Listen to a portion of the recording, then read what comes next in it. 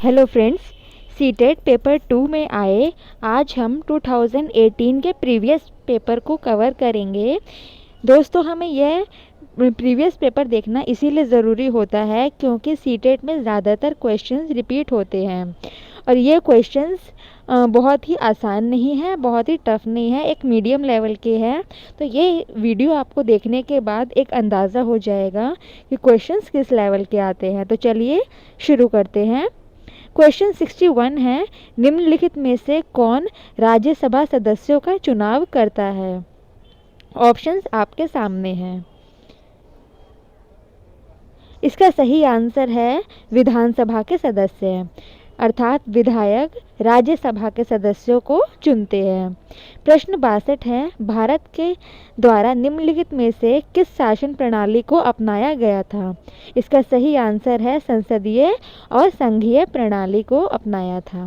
प्रश्न 63 है, अनुसूचित जातियों के लिए कितने संसदीय निर्वाचन क्षेत्र आरक्षित हैं? अनुसूचित जाति अर्थात एससी के लिए 84 संसदीय क्षेत्र निर्वाचित जो है आरक्षित है। प्रश्न 64 है, भारत में अस्पृश्यता प्रथा के कारण निम्नलिखित में से किस मौलिक अधिकार का उल्लंघन किया जाता है? तो ये हमारे समानता के अधिकार का उल्लंघन है। इसीलिए संविधान में एससी, एसटी आदि के लिए मौलिक अधिकार और विशेष अधिकार प्रदान किए गए हैं। प्रश्न 65 है, भारत के संविधान के अनुसार निम्नलिखित में से कौन सा मौलिक अधिकार नहीं है? तो मौलिक अधिकार हम सभी जानते हैं 6 हैं, जो पहले 7 थे। संपत्ति के अधिकार को इनमें से हटा दिया गया था। प्रश्न 66 है, अस्पृश्यता के कारण देश के आधार पर भेदभाव को संदर्भित करती है। तो यह जाति के भेदभाव पर आधारित होती है। हम जाति के आधार पर लोगों को वर्गीकरण करके भेदभाव करते थे, जो अब समाप्त हो चुका है। प्रश्न 67 है, निम्नलिखित में से कौन मुख्यमंत्री को नियुक्त करता है? तो ये बहुत ही आसान प्रश्न है। ऑप्शंस आपके सामने हैं। इसका सही आंसर है राज्यपाल।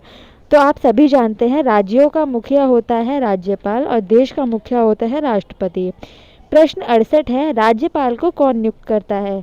तो जो देश का मुखिया होगा वो ही इन्हें नियुक्त करेगा, अर्थात राष्ट्रपति राज्यपाल को नियुक्त करता है। और वर्तमान में हमारे देश के राष्ट्रपति हैं रामनाथ कोविंद। प्रश्न है, प्रधानमंत्री का चुनाव कौन करता है? तो हम सभी जानते हैं हमारे देश के प्रधानमंत्री हैं नरेंद्र मोदी। इनका चुनाव किसने किया था? तो इनका चुनाव किया था हमारे सांसदों ने, जो अप्रत्यक्ष चुनाव होता है। प्रश्न 70 है, निम्नलिखित में से किसको भारत का पहला नागरिक कहा जाता है? तो जैसे कि हम अभी जान चुके हैं कि जो देश का मुखिया होता है अर्थात राष्ट्रपति ही देश का पहला नागरिक कहलाता है और राज्य का पहला नागरिक राज्यपाल कहलाता है। प्रश्न 71 है, निम्नलिखित में से किसको भारत के राज्य का पहला नागरिक कहा जाता है? तो अभी हमने डिस्कस किया कि राज्य का पहला नागरिक होता है राज्यपाल और देश का पहला नागरिक होता है राष्ट्रपति। राज्यपाल की नियुक्ति राष्ट्रपति करता है। प्रश्न 72 है, वर्तमान लोकसभा कौन सी है? तो यह 16वीं लोकसभा थी जब ये 2018 में थी। अभी 17वीं लोकसभा का काल चल रहा है, जिसके स्पीकर हैं ओम बिरला। प्रश्न 73 है, भारत का वर्तमान राष्ट्रपति कौन है? तो ये बहुत ही आसान प्रश्न है। इसमें टफ से इजी क्वेश्चन दोनों लेवल के आते हैं। तो इसका सही आंसर है रामनाथ कोविंद, जो अभी हम डिस्कस कर चुके हैं और इनका ये कार्यकाल वर्तमान में भी चल रहा है। प्रश्न 74 है, भारत के संविधान में निम्नलिखित में से किसका उल्लेख नहीं किया गया है? इसका सही आंसर है राजनीतिक दलों के नाम, जैसे कांग्रेस, भाजपा आदि, इनका उल्लेख नहीं किया गया है। प्रश्न है, राज्यसभा में सदस्यों को कौन नामांकित करता है? तो हमारे देश के 2 सदन होते हैं, आप सभी ही जानते हैं, राज्यसभा और लोकसभा।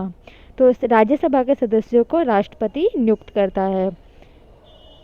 और प्रधानमंत्री लोकसभा का मुखिया होता है। प्रश्न 76 है, निम्नलिखित में से कौन भारत की संविधान सभा का अध्यक्ष था?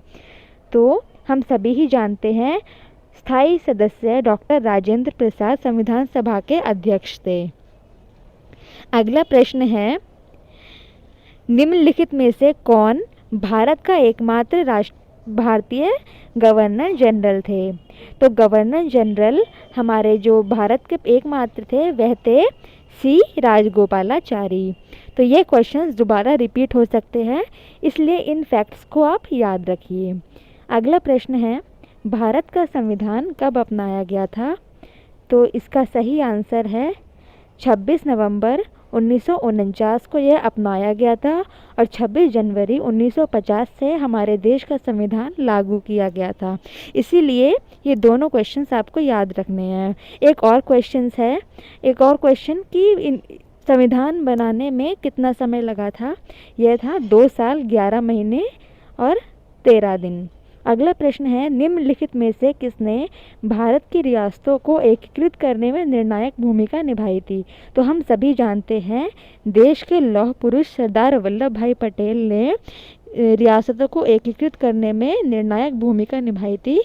इनकी विश्व की सबसे बड़ी प्रतिमा गुजरात के नर्मदा नदी के तट पर बनवाई गई है। प्रश्न 80 है, निम्नलिखित में से कौन भारत के संविधान की समवर्ती सूची के मामलों में कार्य करता है?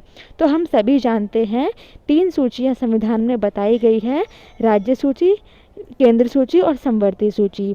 तो समवर्ती सूची में केंद्र सरकार और राज्य सरकार दोनों शामिल होती हैं। प्रश्न 81 है, निम्नलिखित में से कौन भारत की संविधान सभा में मसौदा समिति के अध्यक्ष थे? वो मसौदा का अर्थ होता है प्रारूप या ढांचा। इसका सही आंसर है डॉक्टर BR अम्बेडकर। अगला प्रश्न है, 18वीं सदी में किसके नेतृत्व में बंगाल धीरे धीरे मुगल नियंत्रण से अलग हो गया? तो इसका सही आंसर आप सभी जानते हैं, ये क्लास 8 की हिस्ट्री में से क्वेश्चन आया है। ऑप्शंस आपके सामने हैं। इसका सही आंसर है मुर्शीद कुली खान। इनके नेतृत्व से बंगाल धीरे धीरे मुगल नियंत्रण में चला गया था। प्रश्न 83 है, निम्नलिखित में से किस गवर्नर जनरल ने फैसला किया कि बहादुर शाह जफर आखिरी मुगल सम्राट होंगे और उनकी मृत्यु के बाद किसी भी वंशज को शासक के रूप में नहीं पहचाना जाएगा? तो इसके ऑप्शंस आपके सामने हैं। इसका सही आंसर है लॉर्ड कैनिंग।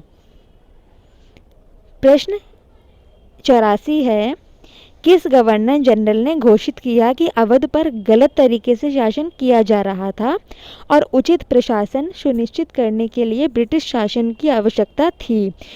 तो यह लॉर्ड डलहौजी ने कहा था हड़प नीति के लिए कि वह अवध को हड़प ले, इसीलिए यह वक्तव्य कहा गया था। अगला प्रश्न है, कानपुर के किस शासक ने खुद को पेशवा कहा? तो यह उपाधि किसने दी थी? ऑप्शंस आपके सामने हैं।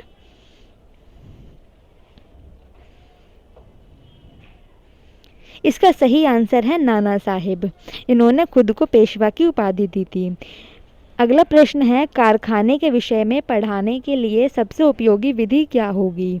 तो हम सभी जानते हैं कि भ्रमण से अच्छी कोई विधि नहीं है। बच्चों को जब खुद दिखाया जाएगा सामने जाके, तो वो अच्छे से किसी भी चीज़ की बारीकी को समझेंगे।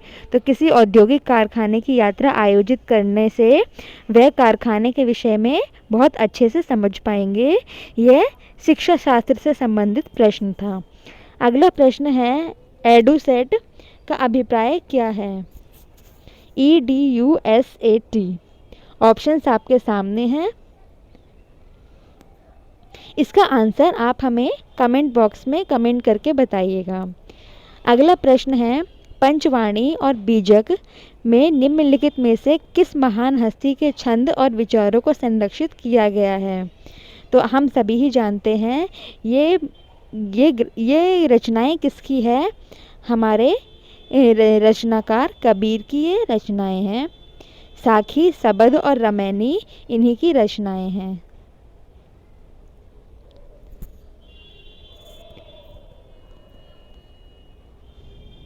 अगला प्रश्न है, एलोरा की गुफा का भित्ति चित्र जिसमें विष्णु को नरसिंह अर्थात पुरुष सिंह के रूप में दिखाया गया है, किस काल की कृति है?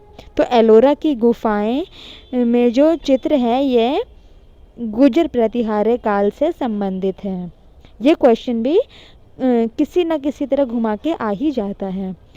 आखिरी प्रश्न है, निम्नलिखित में से कौन सा संगठन उपनिषद में आस्था रखता है? इसका सही आंसर है ब्रह्म समाज।